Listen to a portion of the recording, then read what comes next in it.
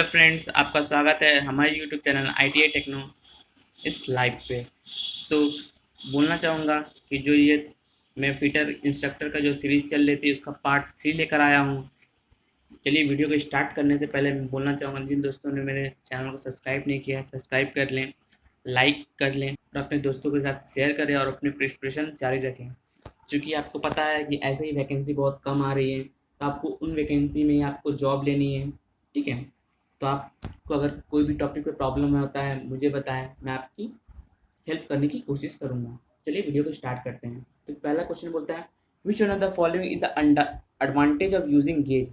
निम्नलिखित में कौन सा gauge, which one of the following is an advantage of using gauge, निम्नलिखित से कौन सा जो ऑप्शन दिए हैं जो गेज का उपयोग करने की से किया जाता है। तो देखिए, एक नंबर क्या बोलता है, सेविंग टाइम। गेज उपयोग करने का आपके समय की बचत होती है।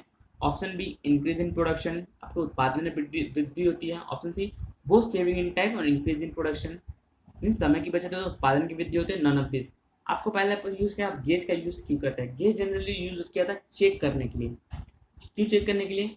अब जब आप मास प्रोडक्शन करते हैं, आप किसी होल, समझिए आप एक होल है उसका मास प्रोडक्शन कर रहे हैं, तो बार बार आप माइक भरने के लिए पर कि इंटरनल पार्ट से बार बार तो मेजर नहीं करेंगे क्या 40 है 40 है 40 है, तो आप गेज का यूज करते हैं। तो गेज भी जो होता है वो गेज होता है, नो गेज होता है, जिसकी एक लिमिट होती है। ठीक है, आप 40 जब करते हैं तो आपको जनरली आपको बतलाया जाता है कि अकॉर्डिंग टू टॉलरेंस आपकी एक टॉलरेंस दी होती है कि आपको 40 मीन्स 40 पे प्लस 0.02 माइनस 0.02 होती है, तो उसी के हिसाब से गेज होता है। तो आप टर्निंग करने के बाद गेज को डाल कर देखते हैं, अगर गेज पास हो जाता है तब का मटेरियल बन जाता है, आपको बार बार मापने की आवश्यकता नहीं होती। तो गेज का यूज तब किया जाता है जब आपको मास प्रोडक्शन करना हो और आपको टाइम का भी सेविंग होती है। क्वेश्चन नंबर 1 से 2 देखिए क्या बोला है, plain ring gauge are use to check dash of cylinder workpiece. आपको मैं जब बताऊंगा, प्लग गेज का यूज इंटरनल होता है और रिंग गेज का आउटसाइड डायमीटर होगा। तो 102 का जो आंसर होगा वो मेरा ए होगा। क्वेश्चन नंबर 3, 103 देखिए क्या है, which of the following is a type of washer. निम्नलिखित में से कौन सा वॉशर का एक प्रकार है? ऑप्शन ए क्या है, स्प्रिंग वॉशर। ऑप्शन बी क्या है, टैप वॉशर। ऑप्शन सी क्या है, fibre washer. Option D all of this. ये तीनों दिए हैं, तीनों जो रहते हैं एक वॉशर के प्रकार हैं। तो मैं बताना चाहूँगा जो आपका स्प्रिंग वॉशर है, ठीक है, स्प्रिंग वॉशर और tap washer.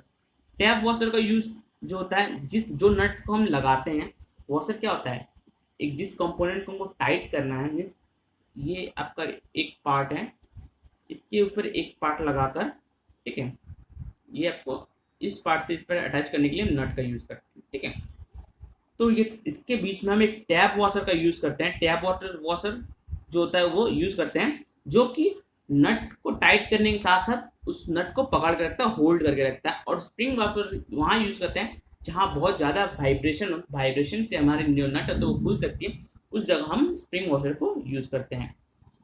Identify the type of nut in figure. जो नट दिखा चित्र में दर्शाए गए नट के प्रकार को पहचाने। ऑप्शन ए कैसल नट है, ऑप्शन बी विंग नट, ऑप्शन सी स्क्वायर नट। तो ये जो नट दिखाया गया ये आपका कैसल नट है। ठीक है, कैसल नट देख लीजिए, आपका कैसल नट दिखने ऐसा होता है। विंग नट आपको पता है कैसा होता है, विंग नट कुछ आपने जब हैक्सो का फ्रेम देखा वो विंग नट कुछ इस तरह से होता है। ठीक है, इसकी एक पक्षी की तरह होता है। स्क्वायर नट आपको देखा होगा, स्क्वायर नट कुछ इस तरह का शेप का होता है। तो ये कासल नट है, क्योंकि इसमें कासल नट की सबसे अच्छी पहचान क्या है कि हेक्सागन के साथ साथ इसमें देखिए स्लॉट पाया गया है। ठीक है, जब भी हैक्स उसकी फेस जो होता है वो हेक्सागन के साथ ऐसे स्लॉट्स हो, ठीक है, 6 स्लॉट हो, तो ये आपका कैसल नट होता है। क्वेश्चन नंबर 105 देखिए क्या बोला है, which of the following is the sensory part of coordinate measuring machine that is responsible for changing different parameter required for measurement। निम्नलिखित में से कौन कोऑर्डिनेट मेजरिंग मशीन का संवेदी हिस्सा है जो माप के लिए आवश्यक विभिन्न मापदंडों के संवेदन के लिए जिम्मेदार होता है? ऑप्शन ए क्या है, स्ट्रोक। ऑप्शन बी क्या है, probe. Option C cambering. Option D software. तो 105 का आंसर जो होगा बी होगा, वो होगा प्रोब। क्वेश्चन नंबर 106 देखिए क्या बोलता है, what does C stand for in CAD. CAD में सी का क्या प्यार है, तो जो हमारा कंप्यूटर कैड का फुल फॉर्म है कंप्यूटर एडेड ड्राइंग होता है, तो सी का स्टैंड क्या है, कंप्यूटर होता है। 107 देखिए क्या बोलता है, when drawing in 2D what axis do not work with 2D। 2D drawing में तब का किस एक्सिस के साथ काम नहीं करते हैं, तो जो हमारे 2D ड्राइंग में जनरली हम लोग सी मीन्स डेप्थ, जेड जो होते हैं जेड एक्सिस पे हम लोग काम नहीं करते। 2D में जनरली हम लोग एक्स एक्सिस और वाई एक्सिस पे काम करते हैं, हम उसके जेड एक्सिस पे काम नहीं करते हैं। क्वेश्चन नंबर 108 देखिए क्या होता है, which is the following is semi solid lubricant. नहीं बहुत बड़ा आ चुका है, ऊपर के पहले भी जो मैंने 2 फीटर के बनाए हैं उसमें भी लिखा गया है कि ग्रीस है। ठीक है, ये क्वेश्चन बार बार रिपीट हो रहा है, तो समझ सकते हैं आप कितना इंपॉर्टेंट है। 109 देखिए क्या बोला, what is the purpose of using coolant. ये क्वेश्चन फिर आया है, कूलेंट का क्या है, जॉब टूल को हीट कर कोल्ड करने के साथ साथ वापस को कोल्ड करना। तो 109 का आंसर क्या होगा, A. Question number 110, which of the following is an use of bearing. निम्नलिखित तो कौन सा बियरिंग का उपयोग है, निम्नलिखित में कौन सा एक बियरिंग का उपयोग है। तो क्वेश्चन क्या है, सपोर्ट द सैफ्ट। बियरिंग क्या करता है, 2 सैफ्ट को सपोर्ट करता है। Option B, allow the shaft to run freely. वो एक सैफ्ट को मीन्स अलाउ भी करता है कि वो ठीक से घूम सके। Option C, minimise the rubbing action, रगड़ने की क्रिया को कम करना। Option D, all of this. 110 का आंसर क्या होगा, डी ऑल ऑफ दिस होगा। 111 देखिए क्या बोलता है, which of the following is not the synthetic material of bearing. निम्न से कौन सा, क्योंकि आपको मैं जब बियरिंग चैप्टर पढ़ाऊंगा तो बियरिंग मटेरियल के बारे में बताऊंगा, तो इनमें से कौन सा जो है नॉन सिंथेटिक बियरिंग मटेरियल है। तो option A nylon, option B जो आपका है Teflon, option C brass, option D plastic. तो ऊपर के नाइलॉन, टेफ्लॉन और प्लास्टिक को छोड़कर जो बाकी जो ब्रास दिया ये आपका नॉन सिंथेटिक मटेरियल है। तो 111 का आंसर जो क्या होगा, ब्रास होगा। 112 नंबर देखिए उसका क्या होगा, the storage space of fluid is called. तरल पदार्थ के भंडार स्थान को क्या कहते हैं, रिजर्वर कहते हैं। तो 112 का आंसर जो क्या होगा मेरा, बी होगा। ठीक है, 113 देखिए क्या बोला, the study of pneumatic related with system operated with dash. Pneumatic का अध्ययन डैश से संचालित सिस्टम से बने। तो जब भी आपको, तो मैं बोलना चाहूंगा जब भी आपको न्यूमेटिक वर्ड समझ में आए, तो न्यूमेटिक अध्ययन जो होता है वो हवा का होता है, एयर का। और जब भी आपको हाइड्रोलिक सिस्टम समझ में आए तो हाइड्रोलिक जो होता है ऑयल का होता है।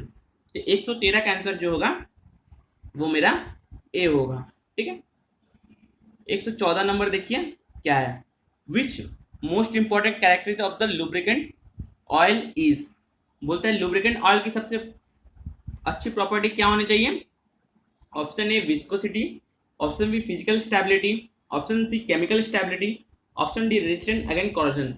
तो कोई मोस्ट इंपॉर्टेंट एक लुब्रिकेंट की क्या होनी चाहिए, विस्कोसिटी। विस्कोसिटी प्रॉपर्टी क्या है, जब किसी मेटल में जब उसको लुब्रिकेंट दिया था, विस्कोसिटी प्रॉपर्टी बोलते हैं डालते मतलब हवा में उड़ जाना, तो प्रॉपर्टी को विस्कोसिटी बोलते हैं। तो लिक्विड में इस प्रॉपर्टी नहीं होनी चाहिए। ठीक है, तो 114 का आंसर जो होगा वो होगा A. Any working or control system that use liquid as a transmission fluid in non hydraulic system. मैंने ऊपर बताया आपको न्यूमेटिक एयर का है और हाइड्रोलिक ऑयल का। तो 115 का ए होगा। 116 नंबर क्वेश्चन देखिए क्या बोलता है, which of the following is the material handling equipment. निम्नलिखित से कौन से एक सामग्री प्रसंग उपकरण है। तो जो 116 होगा देखिए, 116 का जो होगा आंसर वो होगा 116 का सी, जो क्रेन और कन्वेनर। क्रेन जो आपको पता होगा, आपने जब वर्कशॉप में काम के ऊपर आपके सर के ऊपर एक क्रेन जाता है, ठीक है, जो ओवरलिफ्ट क्रेन बोलते हैं, एक कन्वेनर, दोनों ही जो है मेटल को आपको एक स्थान से दूसरे स्थान में ले जाने के लिए कार्य होता है। 117 नंबर देखिए क्या बोलता है, which of the following is use to check taper. निम्नलिखित में किसका उपयोग टेपर जांच करने के लिए किया जाता है। ऑप्शन ए क्या है, ball or roller, option B feeler gauge, option C wire gauge, option D micrometer. आपको पता होगा, मैं बताता हूँ, पहले मैं बताया कि कैसे आप ऑप्शन को हटाएं, रेक्टिफाई करें कि ये ऑप्शन आपका नहीं होगा। तो ऑप्शन ए देखिए बॉलर रोलर। जनरली आपने देखा होगा कि बॉलर रोलर का यूज किया जाता है टेपर के मेजरमेंट के किया जाता है, कि बॉलर रोलर के इसलिए यूज किया जाता है कि ये पॉइंट बॉल जो होता है वो पॉइंट ऑफ कंट्रोल को आपको प्रोवाइड करता है, और roller line of control line of contact provide करता है। तो मैं आपको एक वीडियो बनाऊंगा जिसमें बॉल और रोलर की सहायता से आप किस तरह टेपर निकाल सकते हैं, कैलकुलेशन करता है, वो आपको बतलाऊंगा। फिलर गेज का यूज जो होता है आपको पता होगा, क्लियरेंस गैस करने के लिए किया था। वायर गेज का जो होता है, मेटल किस गेज का है, मीन्स वो वायर की थिकनेस क्या है या मेटल की थिकनेस ज्ञात करने के लिए वायर गेज का उपयोग किया था, माइक्रोमीटर, आपको पता ही होगा। तो जब का 117 का आंसर होगा वो होगा ए। 118 नंबर क्या बोलता है, देखिए, which is the following quantity can be measure with the help of angle gauge block. तो जैसे ही आपको एंगल बोला है तो एंगल गेज ब्लॉक का यूज करके हम एंगल याद करते हैं, तो 118 का बी होगा। 119 नंबर क्या बोल रहा है, देखिए, आइडेंटिफाई द इंस्ट्रूमेंट। इंस्ट्रूमेंट जो है ये देख के आपको लगता है ये साइन बार है, ठीक है, ये साइन बार है जिससे हम लोग टेपर ज्ञात करते हैं, ठीक है। तो साइन बार में क्वेश्चन आते हैं, ये होल क्यों प्रोवाइड किया जाता है। ये होल इसलिए प्रोवाइड किया जाता है कि साइन बार अगर होल प्रोवाइड नहीं आता तो उसको वेट मीन्स बहुत हेवी हो जाएगा। और साइन बार का साइज को स्पेसिफाई कैसे करता है, इन दो रूलर के बीच का डिस्टेंस को स्पेसिफाई किया जाता है। तो 119 का जो आपका होगा डी है, साइन बार होगा। 120 नंबर देखिए क्या बोलता है, the use of sine bar is based on dash function. ये बहुत ही इंपॉर्टेंट क्वेश्चन है। जो जबकि हम साइन बार यूज करते हैं तो साइन बार जो होता है वो ट्रिग्नोमेट्री फंक्शन पे काम करता है, क्योंकि देखिए आपको जो जॉब समझ लीजिए आपका टेपर जॉब है, ठीक है, ये आपका एक जॉब आपका ऐसा टेपर है, ठीक है, चूंकि और यहाँ पे आपने साइन बार लगाया है, ठीक है, साइन बार लगाया है, तो आपका जो ये एंगल होगा, ठीक है, वही यहाँ पे होगा, ये होगा। तो ये साइन, तो साइन बार का यूज करके एंगल हम निकालते हैं, क्योंकि ये आपका देखिए ये आपका हाइपोटेनस हो गया, ठीक है, ये आपका हाइट जो है, इसकी हाइट को हम लोग स्लिप गेज पे लगाते हैं, तो यहाँ पे परपेंडिकुलर हो गया, ये आपका बेस हुआ। तो साइन आपको पता होगा, साइन इक्वल टू क्या होता है, मीन्स परपेंडिकुलर बाई हाइपोटेनस होता है, ठीक है। तो जो कि साइन का यूज करते ट्रिग्नोमेट्री फंक्शन का यूज किया जाता है, तो इसलिए हम लोग इसको साइन बार भी बोलते हैं, ये ट्रिग्नोमेट्री फंक्शन पे काम करता है। 121 देखिए क्या बोलता है, the dial test indicator is used in which of the following word. Dial test indicator use किस में किया जाता है, तो ये क्वेश्चन पहले भी आ चुका है, मैं पहले भी वीडियो में मीन्स इसी के वीडियो में बता चुका हूँ। तो ऑल ऑफ दिस होगा, पैरेललिज्म और सेट सब चेक करने के लिए यूज होता है। 122 नंबर देखिए क्या बोला, which in the following is used to guide the tool and locate the job in mass production। guide the tool and locate the, पहले ही बता चुका किसका यूज किया था, जिग का। तो 122 का सी होगा jig. Fixture is used to production device which, fixture मैंने बताया, जिग जो होता है वो टूल को भी गाइड करता है, जॉब को भी होल्ड करता है, पर फिक्सर ओनली क्या करता है, जॉब को होल्ड करता है, टूल को गाइड नहीं करता। तो 123 क्या होगा, hold the workpiece, hold and locate the workpiece, does not guide the tool, ठीक है। 124 क्या बोलता है, देखिए, which on the following is a type of jig. इनमें से जो के हैं, तो निम्नलिखित में से कौन सा जिग का एक प्रकार है। Option A plate jig, option B channel jig, option C box jig, option D all of this. तो ये तीनों होगा जिग के प्रकार है, इसलिए 124 का आंसर क्या होगा, डी। 125 क्या बोलता है, which is the best way to prevent the accident by working in a press. Press पर कार्य करते समय दुर्घटना से बचाव का सबसे अच्छा तरीका क्या है, ऑप्शन ए वर्क वेरी फास्ट, बहुत तेजी काम करना। मैं पहले सेफ्टी के लिए, सेफ्टी जब चैप्टर पढ़े थे हम लोग, उसमें ये चीज़ होना चाहिए, वर्क को बहुत स्लो करना चाहिए, इतना स्लो भी ना करें, मीन्स एक नॉर्मल प्रोसेस से करना चाहिए। प्रेस और following the safety rule related the press and work place, means आप जिस मशीन में काम कर रहे हैं उसकी सेफ्टी रूल्स और जहाँ आप काम कर रहे हैं उसकी सेफ्टी रूल्स मानकर कार्य करना चाहिए। तो 125 का आंसर क्या होगा, बी। 126 देखिए उसका आंसर क्या होगा, which of the following is a type of die. निम्नलिखित में से कौन सा डाई है। तो जब भी आपको ऐसा बी ऑप्शन दे ऑल ऑफ दिस, जनरली आपका आंसर यही होता है, तो इसका आंसर भी वही होगा, प्रोग्रेसिव डाई, इन्वर्टेड डाई या कंपाउंड डाई, तीनों डाई के प्रकार है। तो 126 का आंसर डी होगा। Identify the power transmission means shown in figure, जो चित्र में दर्शाए गए शक्ति संचरण साधन को बताइए। तो ये देखिए ये गियर है, ये स्पार्क गियर का यूज किया है, ये गियर 127 का ये होगा। 128 नंबर क्या बोला है, which of the following is the type of broaching. निम्नलिखित कौन सा ब्रोचिंग प्रकार है, internal broaching, push broaching, modular broaching, push broaching होता है, पुल ब्रोचिंग है। तो 128 का आंसर जो होगा वो होगा डी ऑल ऑफ दिस। 129 क्या बोलता है, which of the following is a finishing operation. निम्नलिखित में कौन सा एक परिचालन है, drilling, milling, turning and lapping. तो 129 का जो होगा डी वो लैपिंग होगा। मैंने इससे पहले जो वीडियो बताया तो उसमें दिखाया था कि लैपिंग प्रोसेस जो है सर्फेस ऑपरेशन है। 130 नंबर क्या बोलता है, which of the following process is use to finish a bore in ferrous and non ferrous metal.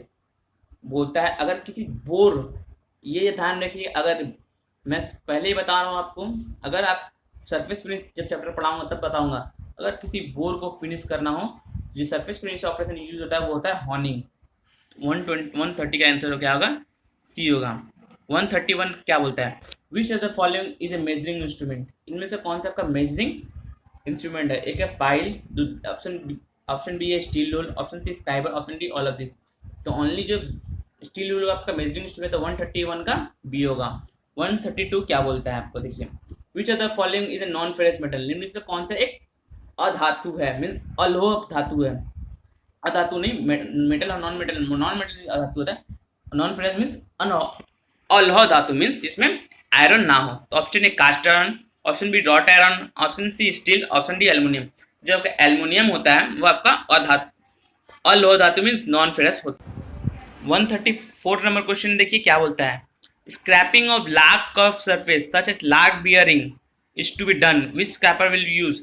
जब आपको लार्ज बियरिंग सरफेस पे जब आपको ऑयल ग्रुप्स काटना हो, तो जिस स्क्रैपर का यूज किया था उसको हम लोग जनरली बोलते हैं, उसको हम लोग बुल नोज स्क्रैपर बोलते हैं। तो 134 का आंसर क्या होगा, डी। 135 नंबर देखिए क्या होता है, in the figure below what is the angle of B. जो एंगल बतलाया गया वो आपका क्या है, option A cutting lip angle, option B lip clearance angle, option C chisel angle, option D point angle. जो आपको एंगल दिखलाया गया है वो आपका लिप क्लियरेंस एंगल है। The figure below show one the tap set 3, it is, नीचे दिए गए आरेख में 3 टैप के सेट इमेज कौन सा है, option A taper tap, option B plug tap, option C bottom tap, option D none of this. जब आपको जो दाते होती है 3 से 5 डिग्री जो टेपर होती है, 3 से 5 डिग्री जो हमारी टेपर होती है, वो हमारा जो टैप होता है वो हमारा प्लग टैप होता है। जो 8 से 10 हो तो वो टेपर टैप या फर्स्ट टैप होता है। 137 नंबर क्या बोलता है आपको, देखिए, when grinding of soft metal such as soft steel, brass, there is tendency for chip to wedge in between the cutting point and grinding wheel, this is called। जब आप किसी सॉफ्ट मेटल को grinding करते हैं तो क्या होता है, जनरली मेटल चिप्स क्या होते हैं जो सॉफ्ट मेटल के, वो जो आपका एब्रेसिव होते हैं ग्राइंडिंग, उनके बीच में फंस जाते हैं। तो इस प्रोसेस को हम लोग क्या करते हैं, लोडिंग प्रोसेस करते हैं। 137 का ए। 138 क्या बोलता है, figure below show the method of starting arc, what are this methods. तो देखिए, एक इस मेथड में स्टार्ट आर्क को कैसे स्टार्ट कर रहा है, साइडवेज लाकर साइडवेज निकाल रहा है, और बी एक प्रोसेस में क्या है, आर्क को ऊपर से लाकर जिस प्रोसेस को जहाँ पे हम लोग आर्क करना वहाँ हटा कर फिर उठा रहा है। तो इस प्रोसेस को हम लोग जो बोलते हैं इसको स्क्रैच बोलते हैं, ठीक है। 138 का जो आंसर होगा वो होगा बी, स्क्रैच मेथड और टैप मेथड। जो पहले ए में दिखाया गया वो हमको स्क्रैच मेथड है, और बी जो है वो हम टैप मेथड, जिस मेथड बतलाया गया है। 139 देखिए क्या बोलता है, what is the type of welded joint shown below, A butt joint, B corner joint, C edge joint, D T joint. तो इसमें जो जॉइंट दिखाया गया वो हमारा, देख लीजिए पिक्चर में, वो हमारा एज जॉइंट दिखाया गया है। तो 139 का जो आंसर होगा वो सी होगा। क्वेश्चन नंबर 140 देखिए क्या बोलता है, figure below shown the 2 defects in weld joint. नीचे दिए गए वेल्ड जॉइंट में 2 दोष दिखाया गया, वो दोष क्या क्या है, एक इनकम्प्लीट फ्यूजन और undercut, option B incomplete fusion और crater, option C incomplete penetration and undercut, और ऑप्शन डी जाए इनकम्प्लीट पेनिट्रेशन एंड क्रिएटर। तो देख लीजिए यहाँ पे मैं पिक्चर को ला करके दिखाता हूँ। ये देखिए यहाँ पे जो आपका फिलर मटेरियल है, इस पोर्शन में आपका फिलर मटेरियल ठीक ठाक नहीं पहुंचा, तो इस प्रोसेस को हम लोग बोलते हैं इनकम्प्लीट फ्यूजन, मीन आपका फिलर मटेरियल ठीक ठाक नहीं पहुंचा। और पिक्चर बी में देखिए क्या है, यहाँ पे आपको पहले पता होगा अंडरकट क्या होता है, जो तो इस प्रोसेस को आप लोग अंडरकट बोलते हैं, ठीक है। तो 140 का आंसर होगा ए। 141 देखिए क्या बोलता है, after threading a hole by tap it is found that crest of thread was not formally completed. आपको जब एक होल में आप थ्रेड कर रहे हैं, टैप करने के बाद आपने देखा है जो थ्रेड होते हैं वो क्रेस्ट का फुल फॉर्म नहीं किया, तो ये हमेशा तब होता है जब आपका होल प्रॉपर जिसने आपने टैपिंग किया उससे बड़ा हो। तो होल देखिए ऑप्शन 141 का 1 होगा, क्या होगा, ए होगा, hole size slightly more than tap drill size. 142 number देखिए क्या होता है, identify the tool is shown in figure.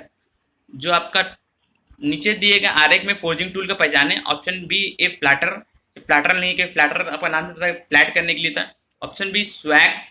तो ये इसका 142 का आंसर का स्वैग होगा, ठीक है। किसी जो कोल्ड सेट होता है, hot set and cold set. Cold set का एंगल आपको पता हो 60 डिग्री। जब मेटल को कोल्ड कंडीशन में काटने के लिए हम लोग कोल्ड सेट का यूज करते हैं जिसका एंगल 60 डिग्री होता है। एक होता है हॉट सेट होता है। हॉट सेट का यूज मेटल को हॉट कंडीशन में काटने के लिए होता है। और ऑप्शन डी हार्डी, हार्डी का यूज हॉट सेट के साथ किया जाता है। तो ये इसका आंसर होगा 152 का बी होगा। 143 नंबर देखिए, the job plate of bench vice are made from. जो बेंच बाइज का जॉब प्लेट होता है वो बना होता है टूल स्टील से बना होता है। तो जो आपका जॉब प्लेट जो बना है वो होता है टूल स्टील से बना होता है। हैंडल और स्पिंडल जो बना होता है वो माइल्ड स्टील का बना होता है। ठीक है, जो जॉ जो होते हैं, जो बेस होता है वो कास्ट आयरन का बना होता है। जो अंदर फॉस्फोरस जो नट होता है, ठीक है, बॉक्स नट जो होता है वो आपका फॉस्फोरस ब्रोंज का बना होता है। 144 क्या बोलता है, the capacity of lathe express in. Lathe की जो कैपेसिटी होती है वो किस में एक्सप्रेस करते हैं। ऑप्शन ए क्या होता है, horse power and diameter of the chuck. Option B swing and distance between centre. Option C bed length and spindle speed. Option D tool post size and ladder travel. जो lathe की capacity में express करते हैं कि उसकी swing diameter में कितना बड़ा जॉब वो उसके ऊपर हम लोग कैरेज को घुमा सकते हैं और कितना लंबा जॉब हम उस पर होल्ड कर सकते हैं। तो 144 का आंसर होगा बी। 145 नंबर देखिए क्या होता है, in brazing the melting point of non filler metal is used is. बोलता है ब्रेजिंग के प्रोसेस में जो नॉन फेरस मेटल ब्रेजिंग में भरने के लिए प्रयुक्त अलौह धातु का गलनांक होता है। Option A above 427 degree Celsius but lower than the base metal, below 427 degree Celsius and lower than the base metal. Option C क्या होता है, above 427 degree Celsius and above the base metal and below 427 degree but above the base metal. तो इसका answer होगा जो हमारा 45 का ए, कि 427 डिग्री से ज़्यादा होना चाहिए और बेस मेटल का जो टेम्परेचर है उससे कम होना चाहिए। 147 क्या बोलता है, 146 देखिए क्या बोलता है, generally bearing bushes are made for. Generally bearing bushes जो आपको होता है वो रॉट आयरन का बना होता है। रॉट आयरन 146 रॉट आयरन या गन, सॉरी रॉट आयरन नहीं, गन मेटल का बना होता है। गन मेटल आपको पता होगा इसमें क्या क्या मिलता है।